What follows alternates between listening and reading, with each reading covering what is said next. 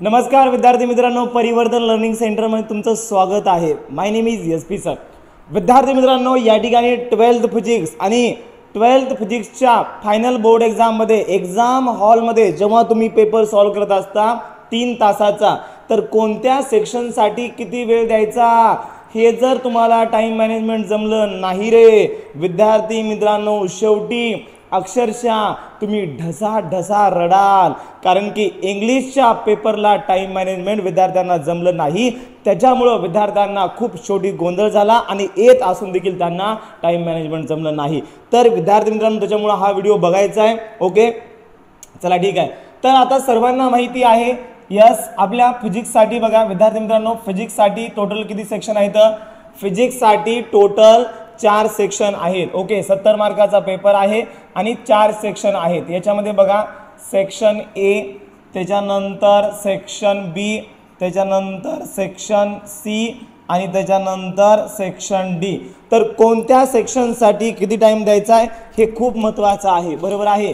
तर विद्यार्थी मित्रांनो, हा जो मी टाइम टेबल देत आहे, हा टाइम टेबल सर्वांना फॉलो करायचा आहे। ओके, पेपर हॉलमध्ये सेक्शन ए किती मार्काचा आहे मित्रांनो? 18 मार्काचा आहे। सेक्शन बी किती मार्काचा आहे? यस, 16 मार्काचा आहे। सेक्शन सी किती मार्काचा आहे? 24 मार्काचा आहे। Section D 12 मार्काचा। असे हे टोटल झाले 70 मार्क।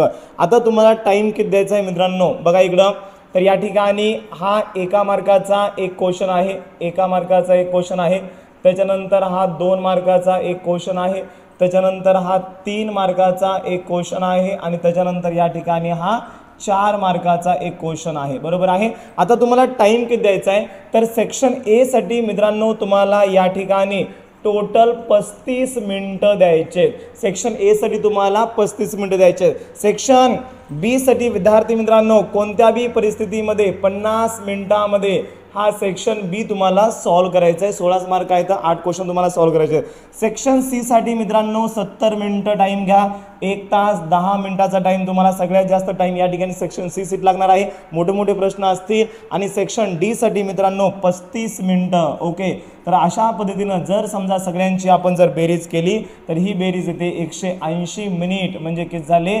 3 तास झाले। आणि शेवटचे जे तुम्हाला 10 मिनिटं एक्स्ट्रा दिलेली आहेत तुमच्या हक्काचे आहेत, तर त्या 10 मिनिटांमध्ये कुठं एखादा क्वेश्चन राहिला आहे का तो बघायचा आहे आणि त्याच्यानंतर तुम्हाला तो सॉल्व करायचा आहे। अशा पद्धतीने या ठिकाणी या सेक्शन वाईज या ठिकाणी डिस्ट्रीब्यूट करा। आणि सेक्शन सॉल्व करत असताना सहसा विद्यार्थी मित्रांनो, सेक्शन ए पहिल्यांदा हो का, कोणता सेक्शन अगोदर लिहायचा? काही विद्यार्थ्यांनी मला हा प्रश्न विचारला होता। तर विद्यार्थी मित्रांनो, आता तुम्हाला जो सेक्शन अगोदर, म्हणजे जो सेक्शन तुम्हाला चांगल्या पद्धतीने येतोय तो सेक्शन सॉल्व अगोदर करा। पण मी काय सांगतोय, माझी एक टेक्निक फॉलो करा।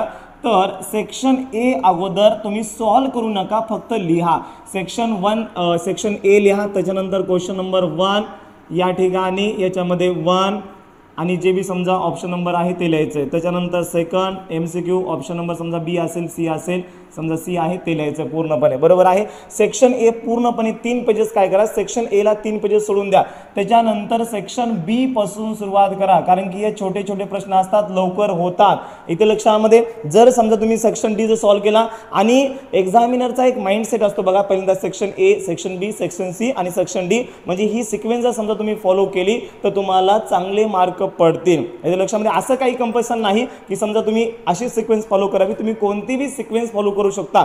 पण एक्झामिनरचा जो माइंडसेट असतो, यस, म्हणजे त्याला जी आन्सर शीट दिलेली असते तर या ठिकाणी सेक्शन ए पासून दिलेली असते। मग सेक्शन समजा तुम्ही जर सॉल्व केला तर या ठिकाणी तुम्ही लगेच इथला तो चेक करेल आणि तुम्हाला मार्क देऊन टाकेल, बरोबर आहे।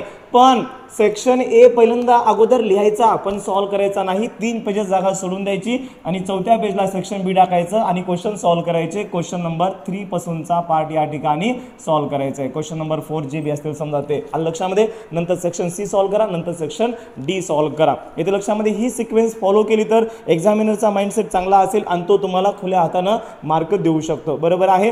पण असं काही कंपल्शन नाही, जर समजा तुम्हाला सेक्शन सी पहिल्यांदा सोपा जात असेल तर तुम्ही सेक्शन सी पण सॉल्व करू शकता। सेक्शन डी तुम्हाला सोपा जात असेल तर सेक्शन डी पण सॉल्व करू शकता, बरोबर आहे। पण 8 एकच आहे विद्यार्थी मित्रांनो, जर समजा तुम्ही पहिल्यांदा सेक्शन सी घेतला तर सेक्शन सी मधले सगळेच क्वेश्चन सॉल्व करा, जेवढे सॉल्व करायचे तेवढे। ओके, आणि त्याच्यानंतर पुढच्या सेक्शनला स्टार्ट करा. असं करू नका की सेक्शन सी मधले अर्धे क्वेश्चन त्याच्यानंतर सेक्शन बी मधले सॉल्व्ह केले आणि नंतर डबल सेक्शन सी चे काही क्वेश्चन. असं सॉल्व्ह करू नका. एकदा जो सेक्शन घेतला त्याच्यामधले सगळे क्वेश्चन सॉल्व्ह करा जेवढे सॉल्व्ह करायचे आणि त्याच्यानंतर दुसऱ्या सेक्शनला स्टार्ट करा. पण मी जी सिक्वेन्स सांगत आहे ती जर फॉलो केली तर नक्कीच तुमचे 1-2 मार्क आणखीन जास्त वाढतील. बरोबर आहे. Okay, section A, section B, section C आणि section D. Section A solve करायचा नाही, सगळ्यात शेवटी सॉल्व्ह करायचं आहे. ओके, फक्त या ठिकाणी नाव टाकायचं आणि त्याच्यानंतर 3 पेजेस सोडून द्यायचे. सेक्शन बी पासून सुरुवात करायची. बरोबर आहे. चला ठीक आहे. या ठिकाणी विद्यार्थी मित्रांनो आपण थांबूया. ओके, आणखीन तुम्हाला काही डाऊट असेल तर डाऊट मला चॅट बॉक्समध्ये लगेच कळवा. मी प्रत्येकाला आता रिप्लाय देणं प्रत्येकाला शक्य नाही, पण मी डाऊट वाचतो तुमचा. तुम्हाला जे बी समजा प्रॉब्लेम आहे तो वाचतो मी आणि नंतर लगेच त्याच्यावर मी व्हिडिओ बनवतो. ओके, या ठिकाणी आपण थांबूया. जय हिंद, जय महाराष्ट्र, वंदे मातरम.